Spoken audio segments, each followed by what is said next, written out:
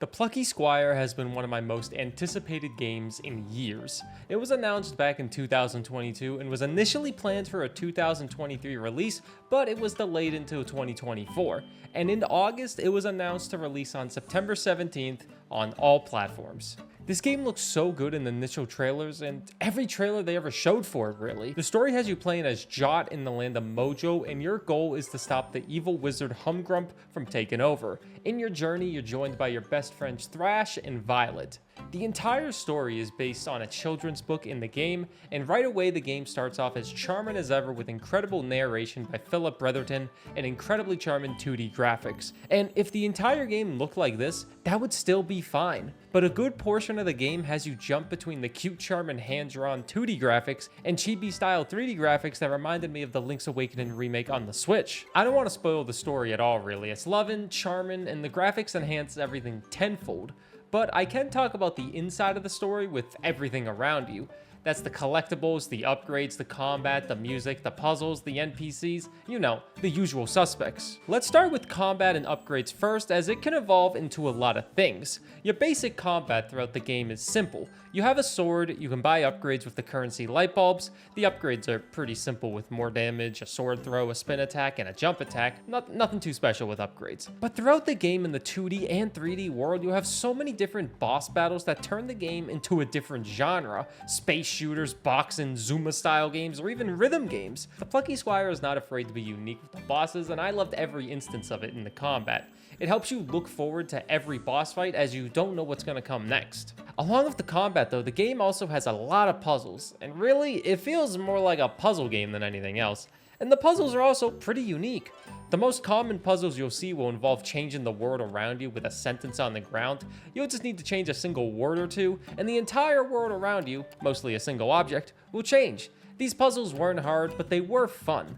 There are more puzzles in the game that use your surroundings and newer items that you collect as well, but none of them are super complex like a Portal 2 puzzle at the end of the game. If you do get stuck though, there is a small wizard NPC who will give you a very good hint on how to solve the puzzle if you want. A nice touch if you don't feel like using that brain of yours. Now after that, collectibles are probably the next biggest thing in this game.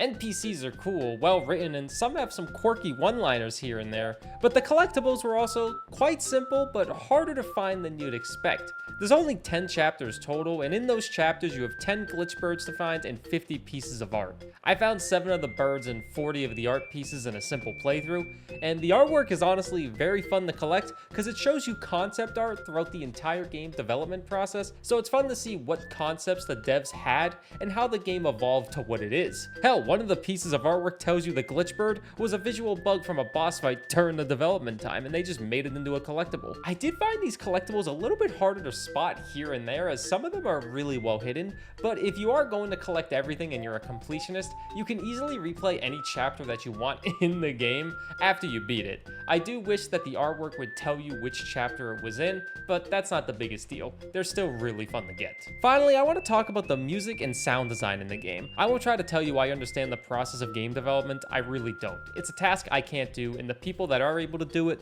bless you. But I do know when a game makes me happy with the small choices here and there with sound design. The little things that matter. Little sound effects for everything that are pleasing to hear. Plucky Squire does this perfectly for me. Everything sounds nice. Even the music. Listen to this goddamn beat.